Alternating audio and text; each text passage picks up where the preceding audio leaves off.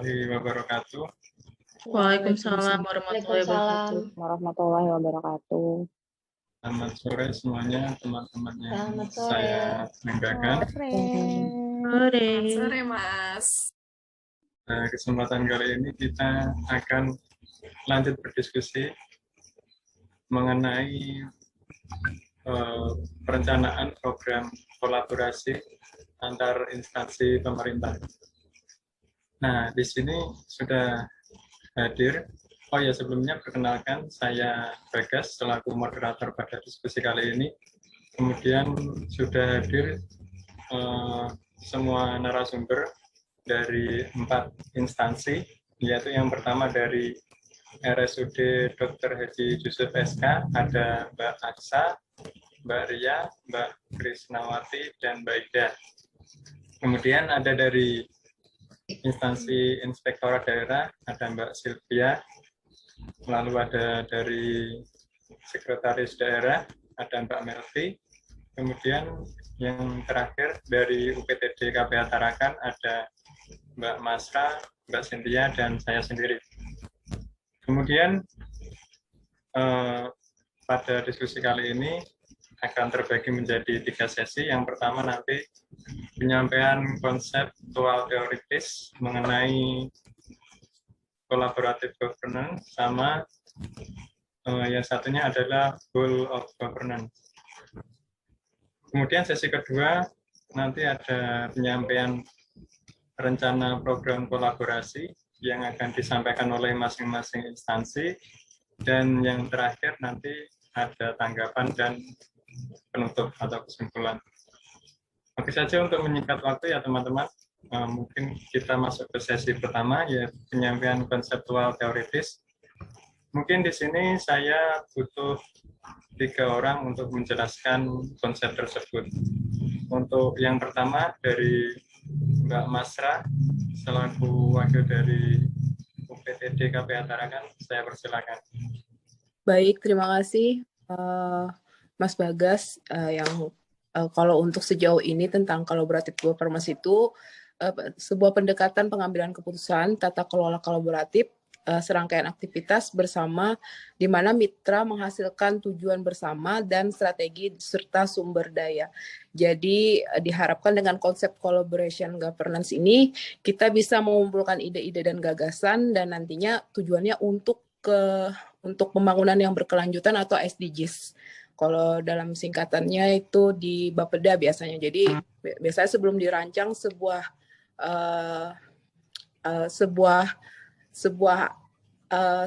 inilah pengambilan keputusan, jadi harus dibutuhkan adanya kerjasama lah antara masyarakat dengan pemerintahan untuk mencapai tujuan bersama. Dan untuk World Governance sendiri itu adalah sebuah pendekatan penyelenggaraan pemerintahan yang mengoptimalkan upaya kolaboratif dalam ruang lingkup koordinasi dari keseluruhan sektor untuk mencapai tujuan pembangunan bersama.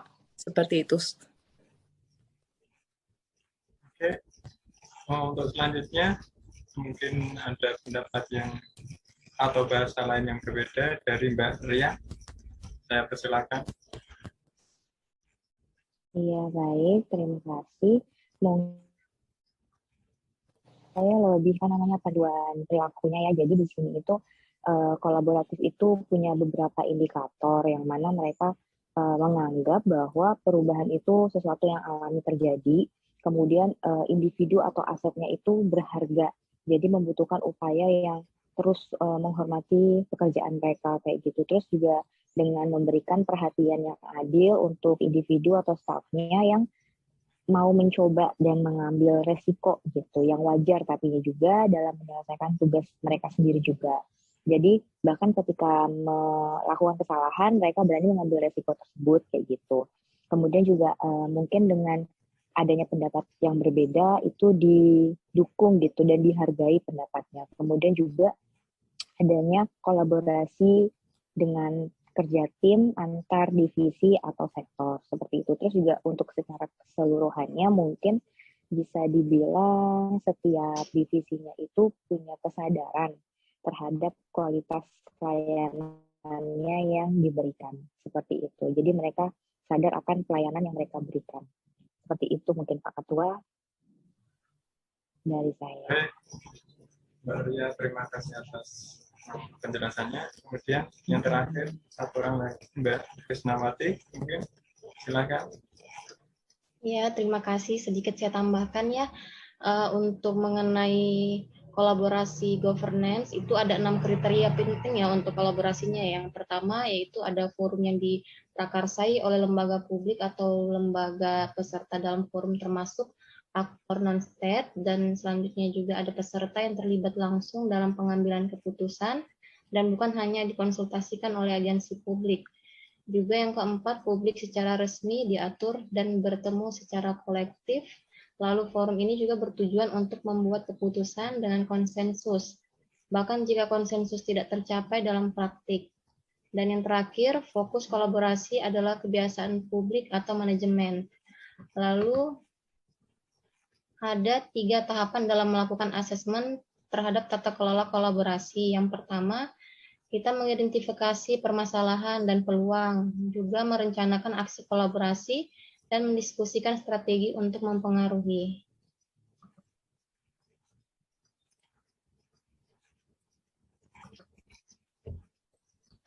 Dari saya mungkin itu aja, Pak. Mbak Krisnawati, terima kasih atas penjelasannya. Untuk konsep bisa kita pahami bersama-sama, sudah dijelaskan oleh 3 rekan kita tadi. Kemudian lanjut ke sesi yang kedua. Ini merupakan penjabaran dari konsep yang sudah disampaikan oleh teman-teman kita tadi. Nanti dari setiap instansi akan menyampaikan rencana program kolaborasinya. Untuk yang pertama, langsung saja dari instansi KPH Tarakan, dari Mbak Cynthia, saya persilakan. Oke, terima kasih Mas Bagas. Saya di sini mau ngasih tahu case-nya, jadi bukan rencana aksi yang akan direncanakan. Jadi kolaborasi ini tuh kan tadi udah dijelaskan juga oleh Mbak Masra bahwa ada tujuan yang bersama yang akan dicapai. Salah satunya yang sudah dilakukan oleh kami yaitu pembuatan pabrik penyulingan minyak kayu putih di Tarakan. Nah, di sini ada berbagai stakeholder nih yang bekerja sama dalam pembangunan. Kita mendapatkan bantuan dari PT Pertamina untuk bangunannya, dan penyulingannya itu oleh Kementerian Lingkungan Hidup dan Kehutanan. Di situ tuh kita mengelolanya tuh kita sebagai KPH Tarakan hanya membantu membina kelompok masyarakatnya untuk mengelolanya. Nah, untuk penjualannya ada kita juga bermitra dengan koperasi, namanya Koperasi Wahana Harapan, seperti itu. Nah, di sini juga tidak hanya untuk pengelolaan produksi sama penjualan aja. Kita juga berkolaborasi dengan para akademisi, salah satunya Universitas Mula Warman, untuk meneliti nih kandungan sineolnya. Kan tadi minyak kayu putih kan, produknya dipakai oleh masyarakat dong. Nah, kandungan sineolnya tuh seberapa tinggi sih? Ternyata setelah diteliti, kandungan sineolnya tuh 90%, jadi lebih tinggi daripada kadar SNI. Terus di sini juga kita udah ada bermitra sama, udah ada izin edar BPOM. Nah, jadi untuk mengeluarkan satu produk aja, atau kita ingin menghasilkan minyak kayu putih saja, kita mengharuskan bekerjasama dari berbagai lini atau stakeholder yang ada di sekitar KPH Tarakan, kayak gitu Mas Bagas. Jadi banyak mungkin dari para instansi yang ada di sini, teman-teman, caranya, tahap-tahapnya menghasilkan suatu tujuan dicapai oleh bersama dengan berbagai stakeholder, seperti itu Mas Bagas. Ya, terima kasih Mbak Cynthia, penjelasannya sangat singkat, padat, jelas mengenai bagaimana dari awal pengolahan minyak kayu putih sampai dengan pemasarannya. Kemudian lanjut ke instansi selanjutnya, yaitu dari Sekretaris Daerah, ada Mbak Melvi di sini, mungkin bisa disampaikan, Mbak. Oke, terima kasih Mas Bagas.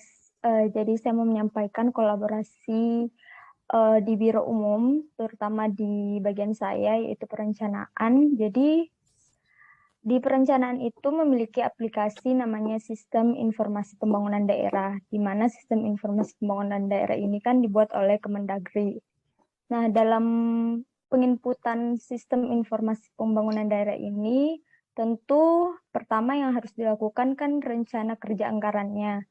Jadi setiap bagian dalam Biro Umum harus membuat rencana kerja anggaran pada setiap bagian. Jadi program-program yang akan dilakukan selama 6 bulan ke depan. Terus setelah itu, setelah masing-masing bagian membuat rencana kerja anggaran, itu akan dikumpul pada bagian perencanaan, terus kami akan menginputnya ke Sistem Informasi Pembangunan Daerah. Nah, untuk tantangannya sendiri di sini pada saat penginputan membuat RKA itu mungkin kan setiap program mungkin akan berbeda-beda tergantung ada mungkin kepentingan dari gubernur atau wakil gubernur. Jadi sehingga itu perlu lagi untuk lebih komunikasi dengan gubernur dan wakil gubernur. Dan yang bisa menghambatnya itu mungkin karena waktunya yang mungkin harusnya dalam 3 hari sudah dikumpul, tetapi karena mungkin ada perubahan-perubahan dari pimpinan sehingga pengumpulannya yang agak lama. Itu sih, Mas. Terima kasih. Jadi tadi sudah dijelaskan sama Mbak Nasti sebagai upaya kolaborasi untuk penyusunan RKA untuk diinput ke Sistem Informasi Pembangunan Daerah. Oke, kita lanjut ke instansi yang selanjutnya, yaitu dari Rumah Sakit Umum Daerah Dr. Haji Yusuf SK. Di sini ada 2 narasumber nanti yang akan menyampaikan. Silahkan dari Mbak Aksa dulu atau Mbak Indah. Bisa dijelaskan sama Mbak Indah? Biar mungkin saya bantu jelaskan kali ya. Kedengaran nggak suaranya? Kedengaran. Karena saya perwakilan dari RSUD Kalimantan Utara, RSUD Dr. Haji Yusuf SK. Kemudian kebetulan saya kerjanya di instalasi gawat darurat. Jadi kita mau bahas tentang kolaborasi sistem transfer pasien. Jadi kalau misalnya dari instalasi gawat darurat sendiri itu, kita nerima pasien mulai dari pasien baru datang sama dengan pasien rujukan dari rumah sakit lain. Kebetulan rumah sakit Dr. Haji Yusuf SK ini rumah sakit rujukan untuk 1 provinsi Kaltara. Jadi sistem transfer pasiennya ada yang sistemnya internal rumah sakit dengan yang dari eksternal rumah sakit. Jadi kalau dari IGD saya banyak menjelaskan untuk eksternal rumah sakit ya. Kita menerima rujukan itu ada namanya sistem informasi rujukan. Jadi kita di IGD itu punya sistem informasi rujukan yang isinya itu berkolaborasi dengan seluruh RSUD yang ada di Kaltara, termasuk di dalamnya ada rumah sakit dari Abdul Rifai Berau. Jadi seluruh di pelayanan kesehatan ini yang ada di Kaltara, kalau misalnya mau merujuk pasien itu pintu pertamanya lewat di RSUD Haji Yusuf SK. Jadi kita punya sistem informasi rujukannya dalam bentuk WA, di dalamnya ada pihak ambulan dari seluruh rumah sakit, kemudian pihak pelabuhan KPP Tarakan, itu juga kemudian dari KPP 2 yang bagian bandara juga ada, kemudian ada juga ambulan tadi sudah ya. Kemudian kita juga punya di situ di dalam grup sistem informasi rujukan itu seluruh dokter di yang ada di Tarakan. Kebetulan yang kita punya nomornya kita masukkan di dalam grup itu, dan kepala-kepala yang ada di Rumah Sakit Umum Daerah Tarakan. Jadi sebelum yang dari rumah sakit lain ingin merujuk ke Rumah Sakit Umum Tarakan, itu harus melewati sistem informasi rujukan itu tersebut. Jadi mereka harus WA terlebih dahulu atau telepon terlebih dahulu. Jadi kalau misalnya pasiennya kebetulan mungkin dari wilayah Kabupaten Bulungan, kan butuhnya speed ambulan. Kemudian yang dari Abdul Rifai Berau, mungkin dia butuh ngasih tahu untuk kedatangannya. Kita biasanya mereka butuh waktu perjalanan 8 jam, jadi kita butuh persiapan. Mereka butuh speed ambulan, mereka butuh ambulan untuk menjemput nanti yang ada di pelabuhan. Itu sudah kerjasama di dalam satu sistem rujukan tersebut. Kemudian nanti kalau pasiennya sudah diterima di UGD, nanti akan kita tindak lanjut. Kolaborasinya juga berjalan lagi di situ. Kolaborasinya berjalan dengan dokter spesialisnya. Jadi kita kolaborasi dengan dokter spesialisnya. Nanti dokter spesialis ngasih terapi ke dokter jaga yang ada di IGD. Nanti dokter jaga IGD kolaborasi lagi ke bagian perawat atau bidannya. Jadi aksesnya ke perawat atau bidannya. Nanti dari perawat sama bidannya akan meneruskan akses tadi, melakukan terapi, tindakan. Nanti jika sudah selesai, pasien dikatakan boleh pindah bila pasiennya sudah stabil. Jadi kalau misalnya pasiennya stabil, kita pindah, itu sistem kolaborasinya ada lagi, nanti dijelaskan sama Mbak Aksa. Ya, jadi saat kami dari IGD sudah menerima pasien, biasanya dokter menyarankan dipindahkan ke ruangan mana. Nah, kalau saya menerima dari IGD itu namanya IGD Ponek ya, khusus untuk kebidanannya. Nanti dari Ponek itu membawa ke bangsal bersalin atau bangsal nifas. Jadi di RSUD Dr. Haji Yusuf SK itu ada yang namanya unit kebidanan terpadu. Dalam satu unit itu ada dua subunit antara ruang bersalin sama ruang nifas. Nah, kalau misalnya dari luar kebidanan terpadu itu mau masuk itu harus menggunakan kayak dokumen pengantar. Jadi nanti kita harus serah terima dulu. Jadi dari awal kita tanya-tanyanya semuanya, identitas diri semuanya kita tanyakan. Tapi ya kalau misalnya antara subunit subunit bersalin sama subunit nifasnya itu kita tinggal pindah aja, nggak perlu bertukar data lagi karena itu udah satu kesatuan ya. Jadi setelah kita menerima dari IGD, nanti kita menghubungi dokternya, kita tanya terapinya apakah dilanjutkan yang ada di IGD ataukah ditambah seperti itu. Nanti setelah itu kita melakukan anamnesis atau bertanya kepada pasien. Nah, di situ juga kolaborasi sama pasien ya. Jadi kadang ada pasien yang mau ditanya-tanya, ada yang tidak mau juga. Jadi kita juga harus kerjasama sama pihak keluarga pasien itu. Kalau semuanya sudah selesai, baru kita berikan terapinya. Seperti itu. Ya, sudah seperti itu saya jelaskan nih. Pak Ketua boleh nambahin sedikit nggak Pak Ketua? Boleh Dok. Ini kan soalnya tadi kita ngomongin instalasi gawat darurat sama instalasi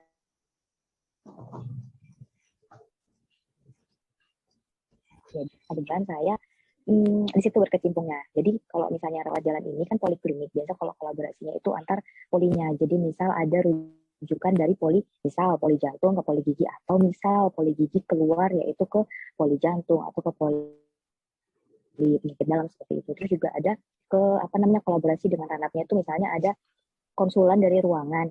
Konsulan dari ruangan itu misalnya ruang dahlia atau kelas 2 atau kelas 3, atau mungkin dari ruang kebidanan juga bisa konsul ke gigi atau sebaliknya seperti itu. Terus juga ada program PKRS atau program promosi kesehatan rumah sakit PKRS di situ di mana yang punya poliklinik itu memberikan edukasi.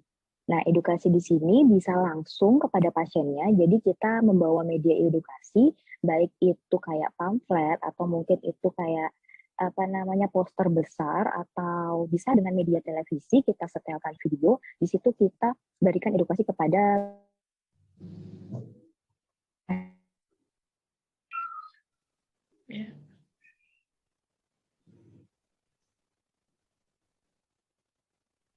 Jaringannya mungkin terputus, Kak. Berada menempel semuanya. Itu tujuannya untuk semata-mata untuk menambah pengetahuan.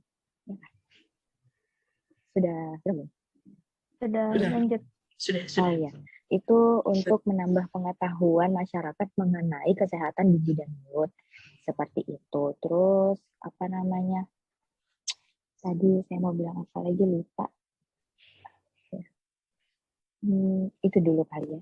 Seperti itu sih sebenarnya. Maksudnya beberapa punya program-program, iya seperti itu.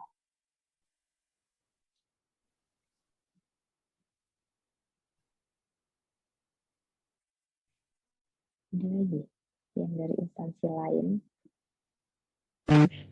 Silakan Itu Pak lanjut, Kak. Ketua. Ya. Suaranya? Silakan Bapak Ketua. Pak Ketua, suaranya Pak Ketua. Suara. Dia ngomong sendiri ya. Oke, cukup menarik ya teman-teman pembahasan dari teman-teman kita dari tenaga kesehatan. Mungkin jika pembahasan kali ini kurang waktunya, bisa kita lanjut nanti di luar diskusi. Kemudian masih ada satu lagi nih, dari teman kita lagi, dari instansi Inspektorat Daerah, dari Mbak Sylvia. Saya persilakan untuk menyampaikan programnya. Oke, makasih banyak. Mas Bagas, kedengaran ya suara saya? Kedengaran Ibu. Kedengaran, Mbak.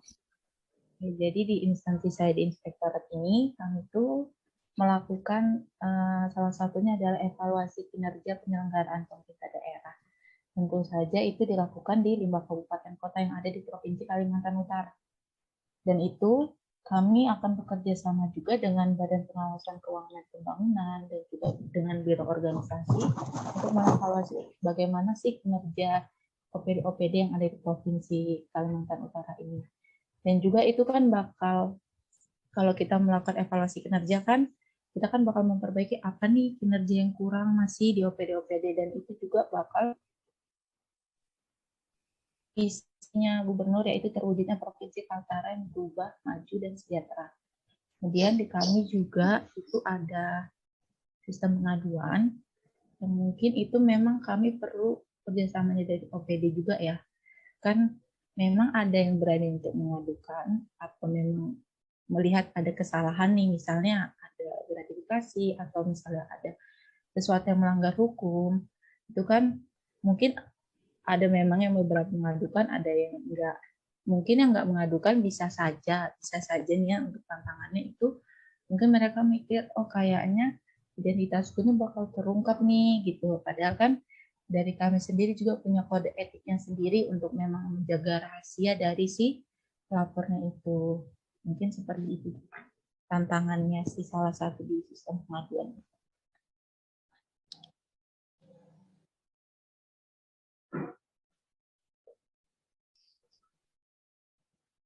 Sudah mungkin, Kak? Sudah. Di-unmute dulu Pak Ketua. Oke, itu tadi penjelasan dari tim inspektorat yang cukup jelas bagaimana mereka menjalankan inspeksi terhadap kinerja semua OPD yang ada di pemerintah Provinsi Kalimantan Utara. Nah, itu tadi sesi yang kedua sudah kita selesaikan, masuk ke sesi terakhir, yaitu sesi penutup. Di sini mungkin dari teman-teman semua ada yang ingin menanggapi dari penyampaian yang sudah disampaikan oleh 4 instansi tadi. Silakan. Ketua menanggapi. Oke. Boleh. Baik, di sini Pak Ketua, sebelum saya masuk ke instansi UPTD Tarakan, saya sebelumnya pernah masuk di Bapeda.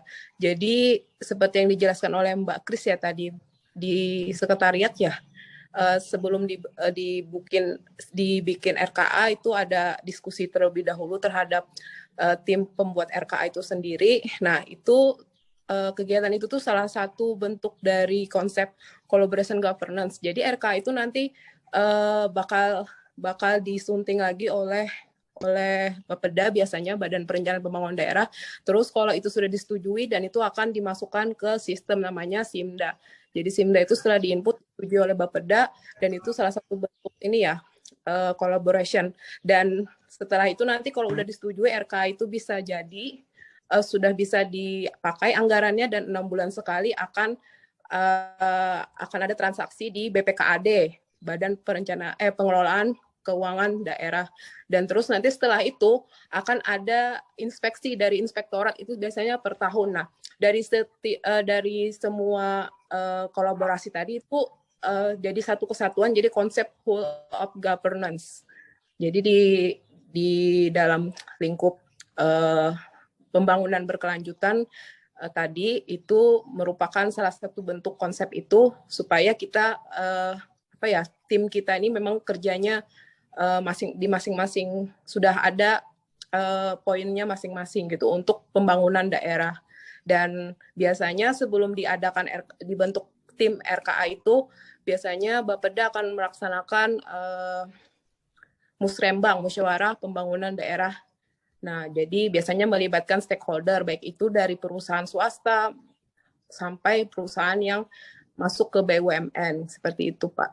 Terima kasih. Terima kasih Mbak Masra atas tanggapannya. Gimana nih teman-teman? Udah pahamkah dengan konsep kemudian rencana program kolaborasi yang sudah kita bahas bersama kali ini? Sudah cukup jelas Pak Tua. Oke Pak. Pak Ketua. Oke, mungkin saya rasa cukup. Kemudian untuk yang terakhir adalah kesimpulan, di mana dari penjelasan teman-teman tadi, yang saya tangkap cukup satu kata aja yang menjadi kunci di sini adalah sistem. Nah, di mana kolaborasi itu identik dengan sistem yang terdiri dari berbagai unsur penunjangnya. Di mana jika ada satu sistem, satu unsur penyusun sistem itu tidak berjalan dengan baik, maka sistem itu tidak akan bisa berjalan. Nah, maka dari itu, tugas kita sebagai ASN, harapannya mampu membawa sistem tersebut, kolaborasi-kolaborasi tersebut untuk mewujudkan cita-cita bangsa, cita-cita negara, yaitu membawa Indonesia ke kondisi yang akan kita capai, yaitu smart governance. Mungkin itu teman-teman yang bisa kita bahas pada kesempatan kali ini. Sekali lagi saya ucapkan terima kasih atas waktu dan juga materi yang teman-teman sajikan. Cukup sekian dari saya. Wabillahi taufiq wal hidayah. Wassalamualaikum warahmatullahi wabarakatuh. Waalaikumsalam warahmatullahi wabarakatuh.